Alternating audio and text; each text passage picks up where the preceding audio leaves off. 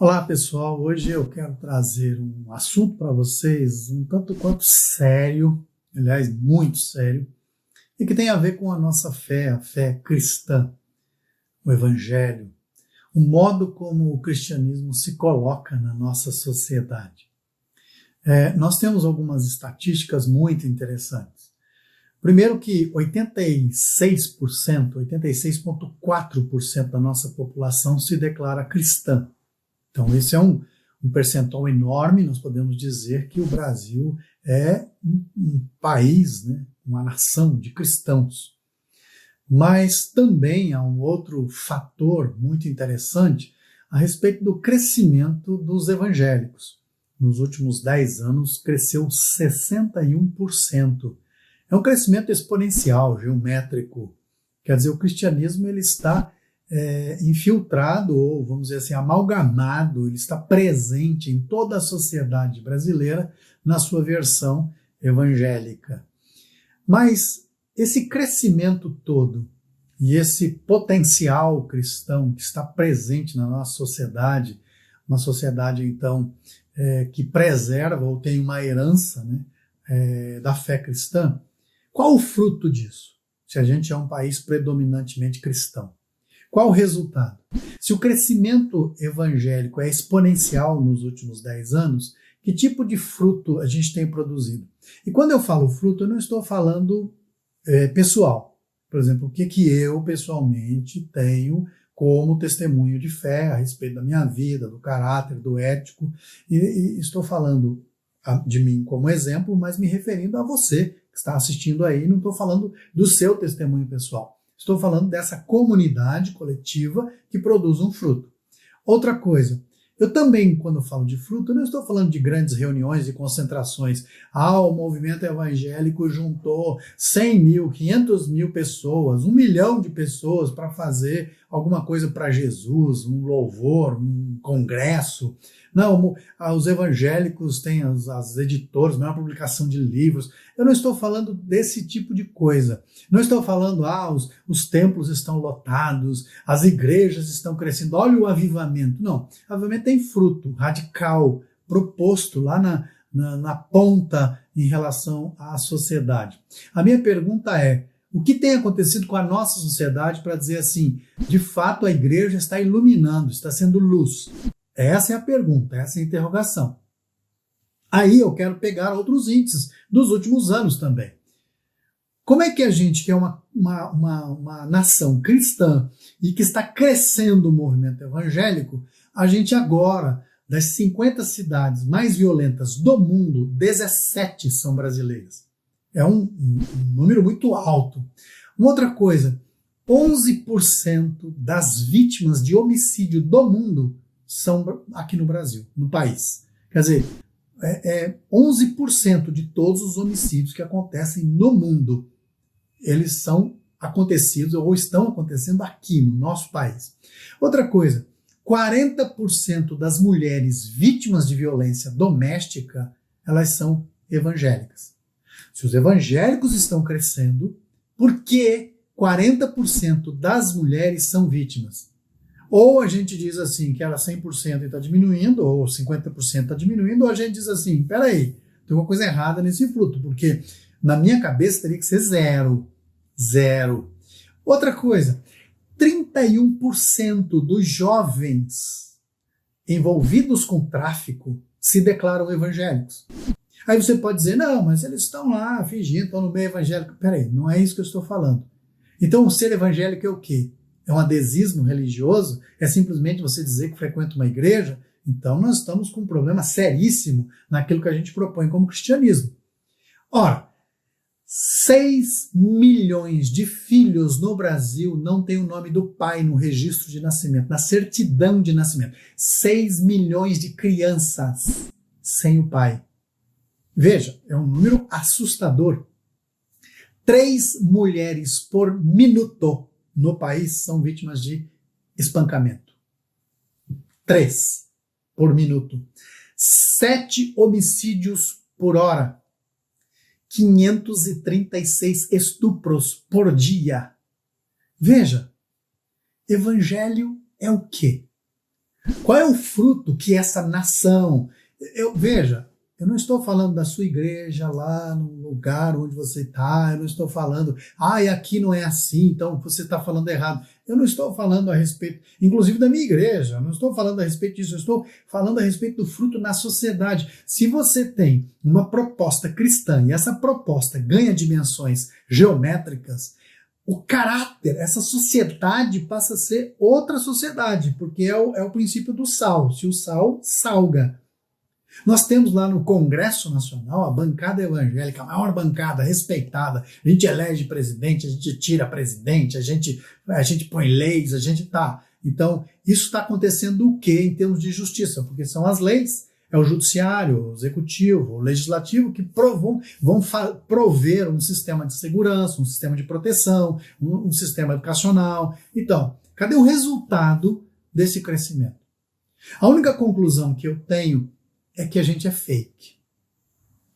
Para a gente falar que a nossa religião, a nossa fé é transformadora, ela muda a sociedade passa a ser outra, a gente precisa de números, a gente precisa de dados, a gente precisa de referência, a gente precisa dizer assim, quando os evangélicos começaram a crescer, a violência começou a diminuir. Os evangélicos formam a maior bancada, ou a segunda maior bancada no Congresso Nacional, nós temos um país mais justo. Tá, onde está isso presente? A conclusão que eu chego é que nós estamos fazendo um movimento que não significa nada. Por quê? Lá no profeta Isaías, capítulo 1, Deus diz assim, eu estou cansado dos congressos de vocês, eu estou cansado do culto de vocês, eu estou cansado das reuniões de vocês. Por quê? Porque vocês se reúnem, fazem jejuns, louvores, orações, entretanto as mãos de vocês estão sujas de sangue. Sabe o que significa isso? Significa que a justiça não está sendo feita. Não está sendo feita. Então isso é grave. Isso é uma denúncia contra a fé cristã. Isso é a denúncia de que nós precisamos de uma mudança, de uma transformação radical. E aí eu quero entrar numa questão que a gente precisa mexer nela, nessa estrutura. Eu nasci, tenho uma história dentro de uma igreja denominacional, histórica, conhecida, centenária, e que é responsável, inclusive, pelo crescimento evangélico no Brasil. Sim, eu tenho diversas experiências de uma estrutura que não fortalece a justiça. A justiça. Que não fortalece as pessoas. Eu conheço diversas histórias, por exemplo, de mulheres que vão reclamar que o marido é violento e a única resposta que tem é vai orar. A resposta que tem é não denuncia não, porque isso mancha o evangelho. O que mancha o evangelho é a injustiça. O que mancha o evangelho não é requerer justiça, porque o Sermão do Monte diz assim, bem-aventurados que têm fome e sede de justiça. Então querer justiça de um marido que espanca a mulher não mancha o evangelho coisa nenhuma. Pelo contrário, mostra que é um povo que quer a justiça e não aceita o que está errado. Sabe por quê? Eu lembro lá na minha infância que nem Guaraná podia tomar porque era a aparência do mal. O Guaranazinho não podia tomar porque parecia cerveja e o crente não pode beber. Era tão zeloso, tão rígido com isso. Então, aí a pessoa era até colocada em advertência, ficava 3 meses, tinha lá tinha um banco do concerto que no dia da ceia tinha que pedir perdão porque tomou Guaraná, porque jogou futebol. Isso mesmo, porque assistiu televisão, porque tinha televisão, era excluído. É isso mesmo. Veja, tão zelosos nisso, e hoje, estou sendo espancado. Não, isso vai manchar. Essa é uma estrutura que foi carcomida pelo demônio. Porque é o demônio que mata, rouba e destrói, está sendo destruído. O nome de Jesus Cristo está sendo maculado por falta de justiça, por falta de zelo. E você aí como pastor está causando divisão. Eu não estou causando divisão, estou fazendo uma denúncia que a gente precisa se converter dos nossos maus caminhos. Porque essa é a recomendação do Evangelho. Se está errado uma coisa, ela precisa ser denunciada, trazida à luz para que seja corrigida. Jesus falou a respeito dos fariseus. Sabe por que vocês se escondem? Sabe por que vocês abafam os casos? Sabe por que vocês não querem que divulgue, que fale, que fique escondendo? Vocês não querem que tragam à luz para que não vejam que as obras de vocês são más. E assim vocês se convertam. Quer dizer, o que está evitando, não havendo confissão dos pecados, é a conversão. Você não está se convertendo. Porque qual é o modo de se converter? Confessa os seus pecados. Então está na hora da igreja brasileira confessar os seus pecados. Sim, veja essa bancada evangélica que está lá no Congresso, que a maioria deles respondem processos, e tem processo de roubo, tem processo de corrupção, tem processo de assassinato. É isso mesmo. E aí a gente tem o quê? Tem que trazer à luz. Eu lembro também na minha história que a convenção se reuniu para escolher um candidato a deputado e tinha um candidato que ele tinha uma vida exemplar.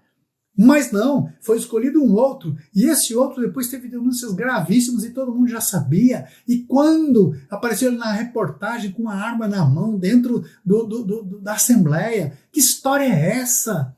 Nós estamos fazendo o que com a nossa vida? Nós precisamos trazer à luz as obras infrutuosas das trevas, para que haja uma limpa de Deus, para que haja conversão e, de fato, a gente arrume o nosso caminho. Aí sim, eu creio lá o que diz Crônicas 7,14, né? Se o meu povo, que se chama pelo meu nome, ele se humilhar, se arrepender dos seus maus caminhos, sem arrependimento dos maus caminhos, não vem e sarar a terra coisa nenhuma. Então a gente não pode passar pano para aquilo que está errado, a gente tem que denunciar. E se há erros, eu tenho que chegar e dizer. Eu não estou aqui falando, é dura essa pena, é dura essa tarefa, é árdua essa tarefa. Sabe por quê? Porque eu também sou pecador. Agora, é árduo, as angústias internas são enormes, porque um pecador querendo alertar outros pecadores. Porque quando a gente aponta um dedo para uma outra pessoa, tem 3 apontando para nós. Então é muito pesada essa tarefa de dizer que está errado e precisa de uma mudança completa e radical. Nós nos desviamos do Evangelho. O movimento evangélico se desviou do Evangelho, tem uma estrutura que está carcomida. Existem obreiros sinceros, honestos, que estão lá onde ninguém quer ir. Ninguém quer ir. E existem pastores, que são os reis das suas denominações, engordando e que não fazem questão nenhuma de saber como é a vida do povo. E esses pastores que estão lá na ponta, vendendo sorvete para sustentar a família e dependendo de cesta básica da própria congregação, porque tem que juntar todo o erário e mandar para a sede e ali engordar aqueles cofres, construindo templos suntuosos, e ele com a sua camisa puída de tanto usar para poder pregar o evangelho, de ir na cadeia onde ninguém quer ir, de ir nos hospitais onde ninguém quer ir, de ir em lugares em que ninguém está disposto. E eu não estou falando de ouvir dizer, não, é de experiência, de saber de rodas de pastores no estacionamento da igreja tomando chimarrão e conseguir e chegar uma mulher sofrendo angústias e pedir ajuda e ficar aquele jogo de empurra e mandar aquele presbítero que não ganha um tostão da igreja para ir fazer a obra e o trabalho, de pastores, de presbíteros que são transferidos para lugares onde ninguém quer ir, pegam um povo oprimido, sofrido e vai tratando, vai cuidando, curando as feridas, a igreja ali cresce, há ali um agir de Deus, ele começa a construir, quando está inaugurando o templo, chega o pastor assalariado para assumir e receber a placa de honra da inauguração. E aquele presbítero que tirou dinheiro do bolso para poder fazer a obra é transferido para outro lugar. Esse é o seu dom, meu irmão. Isso é opressão, isso é uma estrutura que está inchada e precisa se converter dos seus maus caminhos e está apoiando políticos e defendendo como se fossem, sim, participantes dessa vida, a vida sagrada que Jesus deu a vida por nós. Não, não são. Nós precisamos nos converter dos maus caminhos. É isso que é necessário. E eu não estou falando de ouvir dizer. Também não estou lavando roupa suja em público, não.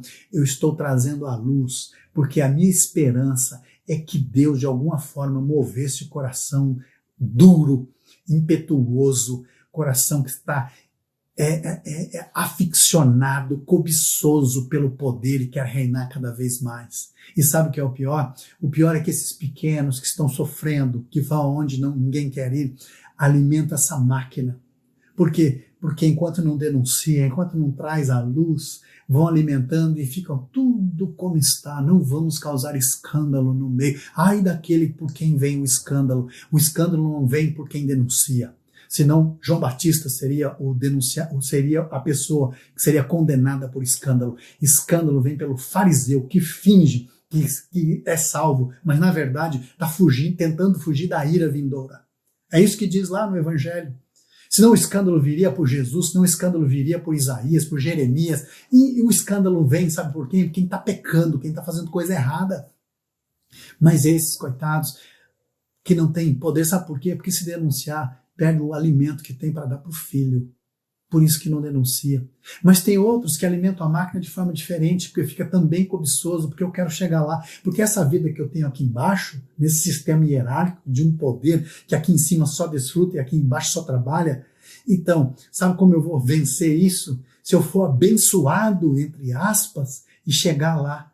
Então eu faço de tudo para manter a máquina, para que eu possa crescer e chegar aqui. Esses também, coitados, foram corrompidos na sua vocação, estão alimentando essa máquina destruidora, essa religião carcomida, e ela precisa ser denunciada. É isso mesmo. Não podemos alimentar um sistema pernicioso.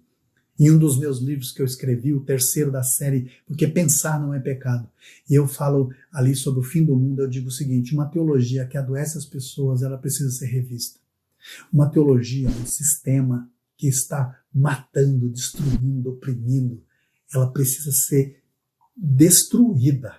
Ela precisa acabar. E só tem um jeito de acabar. É se ela parar e começar de novo por um novo caminho. Então, é necessário conversão, mudança, porque esse sistema está produzindo péssimos frutos. Está produzindo gente. Não é possível nós vivemos hoje e aceitarmos que adesismo religioso é suficiente, brincando com números. Somos 40 milhões. Não. Quantos cristãos nós temos mesmo, de verdade, genuíno, com vocação, com chamado, com paixão, que não está fazendo por dinheiro, não está vendendo a alma ao diabo, não está vendendo a alma ao mercado, não. Quem está fazendo porque sabe quanto vale uma alma, quanto vale a vida de uma pessoa. Eu lembro do meu pai, que sempre usava uma frase: esses mercenários não sabem quanto custa uma alma. E ele falava com lágrimas nos olhos. Porque esse povo sofrido, esse povo que está sendo destruído, precisa saber que existe uma novidade de vida em Cristo Jesus. E esse sistema que está montado, e do jeito que está montado, está destruindo. E ele precisa cair por terra. Para mim, é a grande meretriz da Babilônia. E tem que cair por terra. E eu não tenho medo de falar isso. Sabe por quê? Porque eu tenho a consciência tranquila, apesar de ser pecador, de que está errado. E se eu estou fazendo coisas erradas que alimentam o sistema, eu quero me corrigir, eu quero me converter, eu quero mudar meu mau caminho. Eu não estou falando porque eu sou mais santo, não estou falando porque eu sou mais especial, não estou falando porque eu sou mais inteligente, em absoluto. Eu estou falando porque eu olho e está errado. E todas aquelas dimensões em que eu tenho contribuído com isso precisam ser mudadas. Então, se você vê na minha vida algo que está contribuindo com isso, pois me avisa, porque eu quero mudar, porque eu não quero alimentar isso que para mim é pernicioso e é do mal. E a igreja está aqui para fazer oposição ao mal. Quando a igreja cresce 61%, todos os índices têm que cair 61%. É isso que precisava acontecer num país que de fato está se convertendo e um país em que Deus está agindo com avivamento. Que Deus tenha misericórdia de nós.